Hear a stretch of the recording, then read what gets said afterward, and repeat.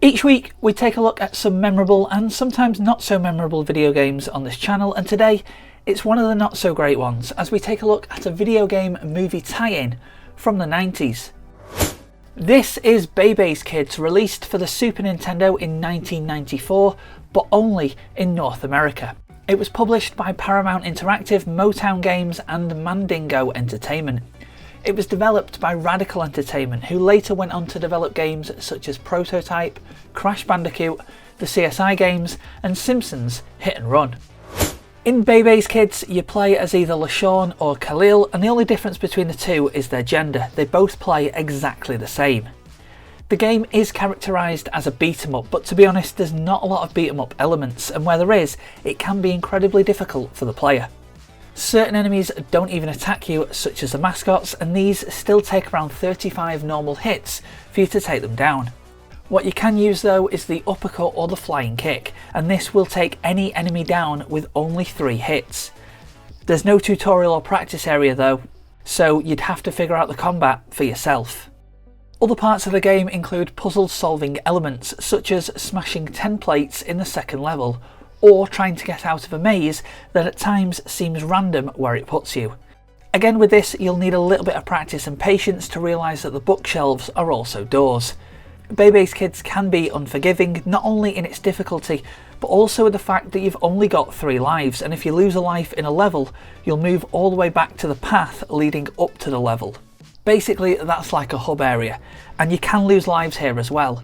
If you lose all 3 of your lives without collecting any more, you'll go right back to the start of the game. You're also playing levels against the clock. Run out of time, you'll lose a life. There's no saves, there's no checkpoints. Controls wise, the only notable thing about it is its movement, and even then, it's not that great. But it is better than the hit detection when it comes to taking down enemies. You can be right next to an enemy and the hit at times won't even register. Graphics aren't great. Colourful but pixelated is probably the best way to describe them. There's much better looking 2D side-scrollers on the Super Nintendo that were released around the same time.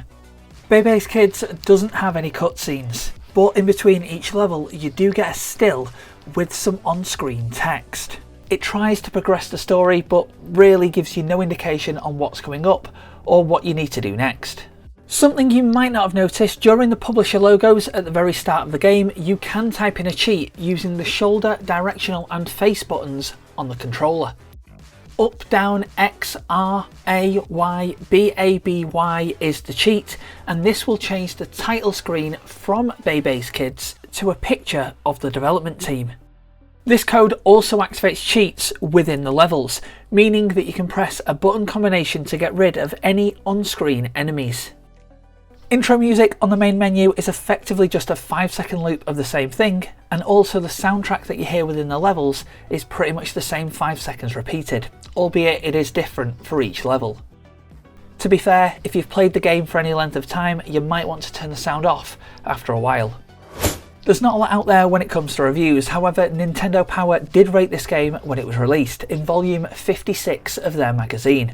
They gave the game between a 2.2 and a 2.9 out of 5 in various categories. However, in issue 100 they later reviewed the game again, this time giving it the title of the worst Super Nintendo game of all time, and the only game that they ever rated as a 0.